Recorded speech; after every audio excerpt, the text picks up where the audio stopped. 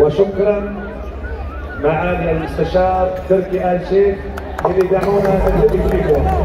شكرا جزيلا شكرا جزيلا. ان شاء الله بنقضي ليله حلوه مع بعض. اهلا وسهلا فيكم نورتوا يا اهلا وسهلا. جاهزين؟ ما عم اسمع. جاهزين؟ كمان بسمع. جاهزين؟ جاي تسبل